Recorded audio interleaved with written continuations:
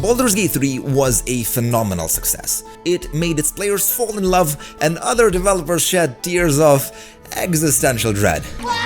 It was even accused of setting unreasonable standards and has definitely ruffled more feathers than Doug Hunt.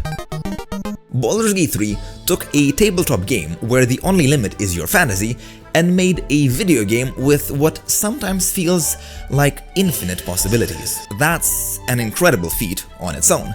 But did Larian rest on its laurels? The answer is no. They also took a lot of the rules D&D uses and made a lot of them just better. Which is great, because nothing really stops us from shamelessly stealing these ideas from Baldur's Gate 3 and applying them to our own campaigns. So let's get stealing. Stealth mode activated. Disclaimer, before we begin, this video contains minor spoilers for Baldur's Gate 3. Number 1. Playable character creation. Both Baldur's Gate and D&D are character-focused, story-driven games. Of course, D&D can be as story-driven as you want, but it's usually more exciting to do things for a reason.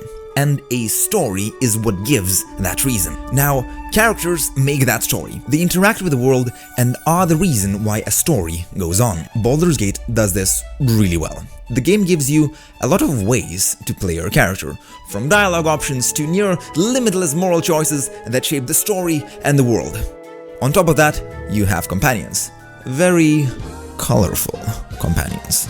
Every companion character in this game has very strong needs and desires, and it comes from the characters' backstories. Take Karlach, for example. Karlach is a tiefling you meet at the start of the game. Hey, soldier. Now, if you meet Will first, he gives you a quest to hunt down and kill her, allegedly a bloodthirsty devil, a champion of the archdevil Zariel herself. Upon meeting her, however, it's immediately clear that she's not who you were told she was. Yes, she was Zariel's champion and carried out her bidding, but she never did it because she wanted to. She was forced into it. Instead of a heart, she carries an infernal engine in her chest, and all she really wants is to be free from hells and live her own simple life, doing good deeds for others. And she's only one of 10 such colorful companions that you can have, each with their own unique stories and backgrounds. This gives a lot of flavor to your party's dynamics and the overarching story of Baldur's Gate. Now, how can this help D&D? Well, if you want to have an interesting story, you need interesting characters. I am Brutalitops, the magician! And for an interesting character, you need at least 2 things. First, a reason to care about what's happening in the world, or otherwise known as attachments. These can be loved ones or beliefs, like a strong sense of justice. And second, motivation to do things. Ask yourself this: what happened to the character to make them want to act? If you answer these 2 questions, congratulations! You just created a character with more dimensions than any action blockbuster in movie history. But there's something extra you can do to make your character more real. You see, in Baldur's Gate, all of your companions have ghosts from their pasts chasing them. Karlach with an archdevil, Astarion with his vampire daddy, Shadowheart with their parents, Gale as a walking, breathing nuke, Will and his dommy-mommy patron, and Lae'zel with her shaky relationship to her traditions. And I'm not even gonna mention the rest. These things are sometimes referred to as knives. Now, knives are anything that can be used to up the stakes for a character in a story. This idea came from a Reddit user, JimBaby. Link to the post in the description. So if you want to add a dash of extra spice to a character's story, you can add or turn your attachments into knives. A knife makes a conflict personal for the character, and in turn, much more important. I will find you, and I will kill you. A knife can be anything from the character's past. An anger noble, murder, or, to be fair, any questionable decisions they have made. It can also be an attachment like a family member, a pet, or anything the character really cares about and is afraid to lose. Knives allow the DM to make a story personal, interesting, and dramatic. We can see this in Baldur's Gate. The ghosts chasing all of our companions reveal who they really are and in turn help them evolve. If you decide to add knives to your character, I suggest having somewhere between 6 and 10. Anything above that can be excessive.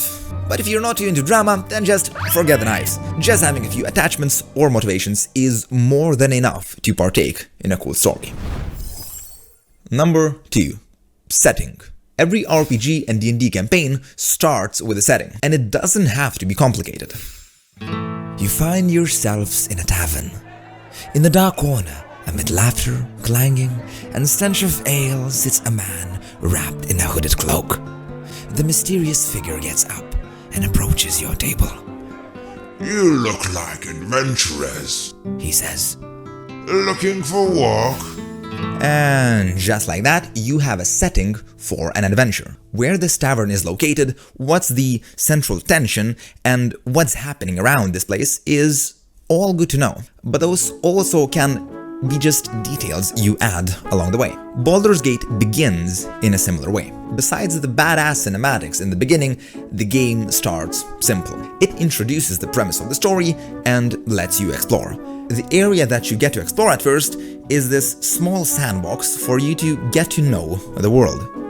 As you progress, just like in any D&D campaign, the story and the setting become more fleshed out and alive. You meet more characters, discover places, and get side quests you can do. This sort of start prevents you from being overwhelmed as someone new to the game, and it's the same for the DMs and the players at the D&D table. How you interact with the setting from there is entirely up to you. So just like Baldur's Gate, start your setting small. Could be a tavern, or an ancient forest, or a ruin in the middle of the desert. And then go from there. Matt Mercer built Exandria this way, so you might be surprised what your world can grow into. Number 3. NPCs and story focus. Most games, and especially RPGs, have NPCs. Kajita's wares, if you have coin. NPCs are non-playable characters, and their real purpose is to help the world work. They give info and quests to your characters, sell items, or even provide you with a direction where you need to go. Know that all of these examples have one thing in common. NPCs are there to support the player in their journey. Baldur's Gate knows this. And it knows this really well. That's why its story and action revolves around player-controlled characters. In other words, the spotlight is always centered around you, the player. Here's an example without major spoilers. A powerful Aasimar joins your party at some point for a battle against a common enemy. This NPC is on another level compared to your character at that point of the story. Unless you min-maxed the crap out of your character. On one hand, fighting alongside badass is incredible. On the other hand, well, why are you even there in the first place? If the game just gave you control over a powerful creature like this, it would take away the spotlight from your character. And that's no fun.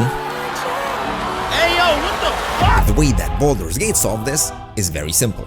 After fighting together for a bit, the environment changes and your party is separated from the Aasimar. You are alone again, and can go back to being the self-centered hero this story is all about. And you just got to fight alongside a legend of the lore. Win-win. Any good game always makes sure that you are the main character. That's why NPCs, as important as they are in the context of the world, are usually kept in the background. The same goes for D&D. If you are a DM, your players are the focus of the campaign, not the NPCs. Now let me be clear. I'm not saying that you can't create interesting NPCs with intricate backstories, just that the focus of all action should revolve around the players. And if you're a player and you start to feel like the spotlight is being taken away from you, don't be afraid to tell your DM. This is why we play the damn game. In D&D, you're the diva, and you deserve it. This is your stage. Shine brighter than the stars, baby. Number 4. Itemization. Items kinda suck in D&D. What? Well, not the items themselves maybe, but the itemization system in general. BG3 exposed 2 main problems with the D&D itemization, first of which is power contrast. In D&D, items are too often extremely powerful and game-changing, or just flavor items most players consider straight up useless. A fighter getting a simple +1 weapon that does an extra 1d6 damage per attack can go from being a meat shield to Kratos on crack. As an example, Stirring Dragon's Wrath Greatsword. Pair that with the Great Weapon Mastery feat and you have one party member doing like 90% of the party's damage. That's why DMs often feel uncomfortable giving powerful items to their players. It can turn combat encounters or make your other party members feel like side characters. On top of that, such items almost always require attunement. In D&D, you get 3 items you can attune to at the same time, and it takes a lot of unnecessary steps to unattune. Another problem is that once you get a powerful item like that +1 weapon with extra d6 damage, finding another one doesn't really change much. As a DM, you can only make a weapon like that exciting if it gives something extra or is straight up more powerful. For a video game, this is just not fun. And Baldur's Gate 3 found a way to solve this. Unlike a typical D&D game, Baldur's Gate 3 actually showers you with items. And these items are not just scrolls or consumables. You get wearables, ammunition, and weapons like there's no tomorrow, and it feels awesome. And this just works. For a few reasons. First, items don't require attunement in Baldur's Gate 3. No attunement lets you change items on a whim and swap out gear for different encounters if you want to. And it's better because it's just fun. The gear you get is also way more meaningful because a lot of the wearables in Baldur's Gate 3 give you unique abilities or spells. D&D has those as well, but it's much less common and most of the items require attunement anyway. And would you give away your attunement slots for like a situational or a flavor item? Of course not. Now, item abilities in BG3 are just extras for your character. Some can be used at any time, others once per short or long rest, to apply effects to your friends or foes. The game also doesn't shy away from oils, elixirs, and ammunition that give different effects. If you want to play a barbarian that chugs 6 haste potions per combat, or rogue that poisons literally everyone with their daggers, the game allows you to do that. This system is great for BG3, but it also works for D&D. And yes, we've been using these items in our own games, and it's been really fun so far. They simply give players around the table more options to play a class, and especially a martial one.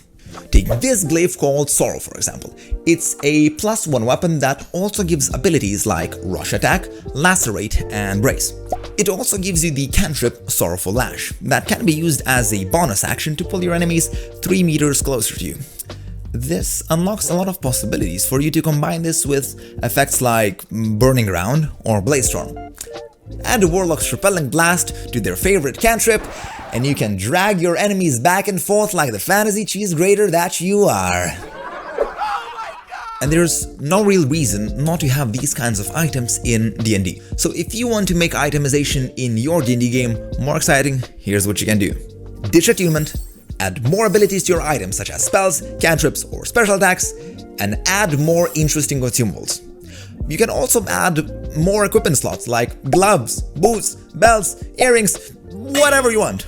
You can let your imagination go wild here and adjust as you go. Or just shamelessly steal these items straight from Baldur's Gate 3. Nothing wrong with that.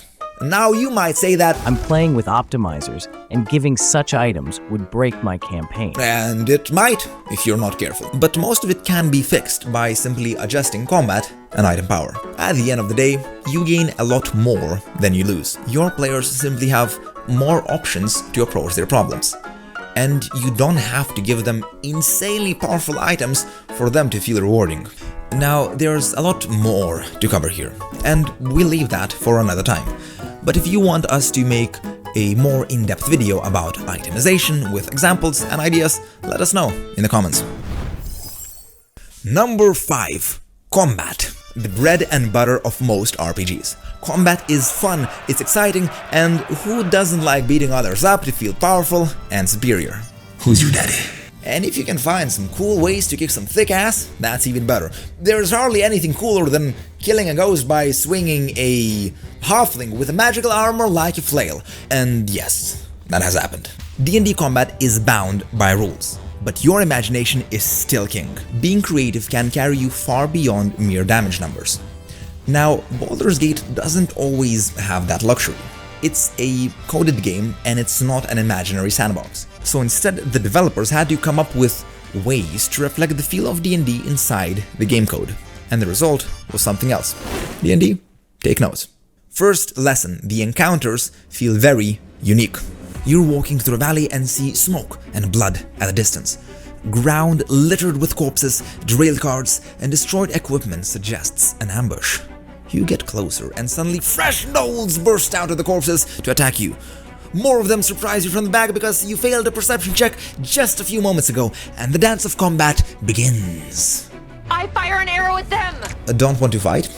Many times you have a choice. After the initial skirmish, you follow the trail and come across the same gnolls cornering 2 caravan guards. Do you help the remaining caravan and possibly make some friends? Do you force gnolls to attack using your tadpole and then try to persuade them to eat each other afterwards? Or do you just play both sides and pick up all the loot that remains afterwards? The world is your metaphorical combat oyster. Meaningful ways to approach combat. That's what makes it so great in Baldur's Gate. That rhymed. And over time, the combat doesn't allow itself to get stale because of enemy variety. And when I say enemy variety, I don't mean that you fight a goblin once and then you'll never see one again. By enemy variety, I mean that every time you encounter goblins, they'll be better and their party composition more complex. It will make you think how to approach them. You might be up against goblin kamikaze bombers, ogres throwing barrels with more goblins inside, casters in the background buffing your enemies, archers that just want to make you punch your monitor, and healers all in the same combat. And they use consumables, just like the players do. And if that's not enough of variety, there's also the environment. And I'm not talking about the depressing pile of capitalistic garbage we made our world into over the last century. No! I'm talking about Baldur's Gate and how the game utilizes the environment to its near full potential, especially during combat. If you fight on an elevated area, like a mountain or a platform, you can throw your enemies off of it using spells or sheer physical stank. There are barrels you can light up that explode with fire or acid, and lanterns you can drop from the ceilings to damage your foes. See that massive displacer beast caged up in the middle of the enemy camp? Boy, would it suck if that hungry thing got out somehow. So many possibilities. Oh, and the enemies use these environments just like the players do. I got pushed off the ledge so many times in this game, I almost felt the pain of losing a symbolical live father figure. All these varieties make combat interesting. The game squeezes out enemy types and compositions across different environments until they're drier than the Wither's rectum. I shall answer no further questions in that regard. You have to think and strategize on how to approach an encounter. And if you're playing on Tactician, you often find yourself scrolling through a bag full of consumables for that reason. As mentioned before, this is why itemization in Baldur's Gate works. As the players have more ways to be powerful, this unlocks more interesting combat options. And it's not like this isn't possible in D&D. Such combat can and does exist. This one's for the DMs. Maybe add a weak spot to a platform like a splintered pillar or some loose planks. Then ask perception checks from your players that might notice it. Then, finally, add some elevation to your environment, or a pool of acid, or toxic sludge. Go wild! It can make combat a lot more interesting and much more dangerous for your players and enemies alike. Of course, carrying out huge battles can take a toll on the DM. You are not a computer-coded system that keeps all of the information in the external RAM. It's a lot to account for. But this is where the beauty of D&D comes in. It's not a game of the DM versus the player, it's a game where both the DM and the players play. And this one's for the players. If your DM forgets something or even blunders, help your DM out. This will encourage them to give you bigger and more interesting encounters in the future. And hopefully, more items.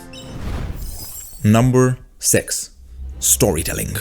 I love stories. I think that at least a basic storyline is essential for a D&D campaign, but no one really tells you how to do a story. If you get any D&D module, most of them boil down to here's a place, here's some backstory, here's some characters, here's a bad guy, have at it! And you just blunder along and somehow a story happens.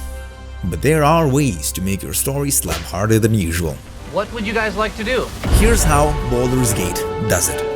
First of all, the game has very nice story pacing. Before creating your character, there's an intro cutscene showing a blatant bad guy planting this crawly slug thing into your eye. It's obviously not good, but how messed up it actually is, the game introduces as you go along. That crawly slug thing turns out to be a tadpole, a nasty little creature which slowly transforms you into a mind flayer. Or at least it should, but instead you discover that it gives you powers. So long story short, you have a parasite that should make you sick, but it actually makes you stronger. And your companions are on the same boat. This situation is brilliant because it gives the story several things. First of all, you have an overarching character goal: to find the cure for the tadpole. This goal leads you throughout the entire story of the game and makes sure there's a reason why you and your companions stick together. So even if you have your differences, you're driven towards a single end. This creates a lot of room for drama and character development. You might not like your companions, nor do your companions like you or each other, but there's a higher cause, and all of you are on board. Unless those differences become so extreme that someone needs to die or leave your group. Because at the end of the day, your actions matter. They leave a mark on the world and people around you. And these marks you leave have consequences. This is something called a campaign throughline, which is a fancy way of saying what you do will come back to bite you in the ass. Or help protect it. This approach works well in D&D too. A common goal between characters is not necessary, but gives room to more eccentric individuals to stay in a group. A devotion paladin and a fiend warlock would have to find common ground over their beliefs, and the "screw this, I'll do what I want" rogue will have to think about other members of the group as well. I don't go to school and I kill people. Whatever, I do what I want. So here's my advice to DMs. Have one-on-ones with your players before the campaign starts. Get a sense of what each player wants from the game and how they see their character. Then take this and spin that into story circumstances that affect the entire party. If your players also give you enough knives, you can make parts of your story personal for them, and the rest will just sort itself out in the ways you probably least expect. But here's something more. Throughout the campaign, note some of the more interesting decisions your players make, and use those when they least expect it. Remember that annoying trader you robbed blind like 40 sessions ago? Yeah, he's now a council member in a central city and you need their help. Whoops. If the players know their decisions matter, they'll be more careful. They'll think about what they do and how their actions may backfire. And if the story has personal elements to their characters, they'll be at the edge of their seats. And just like that, the story and the world becomes much more alive.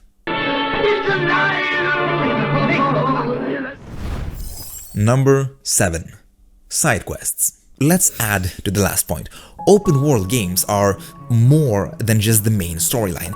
That's what makes them an adventure. There are always mini-stories that happen within the larger narrative. These side quests are not necessary to progress the story, and you can choose to ignore them, but they give you a better feel for how life happens inside this world, if you're into that. Baldur's Gate really uses this to its advantage. The world of Faerun is massive and full of life. To explore the rich lives of NPCs and their backgrounds, the game uses side quests. Bigger side quests in this game have their own mini-story arcs you can easily get lost in for hours on end. And on top of that, they don't even really feel like side quests sometimes. Baldur's Gate does this thing where its main story element is powerful and complex enough to build other stories around it. Now, down comes the claw. The bigger side quests in this game feel like a part of the story, and the ones that are not connected to the main narrative are generally short and sweet. Move. The bigger side quests are where it's at though. Each has its own location, foreshadowing, and unique flavor, and every such journey blends into the world organically. Some of them have something to do with a specific environment, a place, or an NPC. Others, though, involve your companions. Now, this raises some interesting dilemmas. Why is your vampire friend in the scopes of monster hunters? Are they a murderer? How much of your morals are you willing to bend for a higher cause or affection? Remember, your actions have consequences, so choose wisely. In the same fashion as Baldur's Gate does its side quests, you can expand your D&D campaign's story. A ghost from the past could come and haunt one of your players' characters. You could crumble some hints and prepare a lost temple for your players to find that might change what they know about the story. Or just weave the lives and stories of notable people into the main narrative. It makes the world more real. The players might forge bonds with NPCs and or become sentimental about certain places, and you would be surprised how impactful a few little story elements might be. If the players feel more invested in the overarching narrative and the world, everyone wins. And in the end, that's really what it's all about. So take these tips from Baldur's Gate and use them to elevate your own D&D games. Maybe you already have. So let us know how it went. But I hope you enjoyed this video and maybe found it helpful. If you did, consider leaving a thumbs up and subscribing. We're planning to release more videos like these in the future. If there are any topics you'd like to hear from us, let us know in the comments below.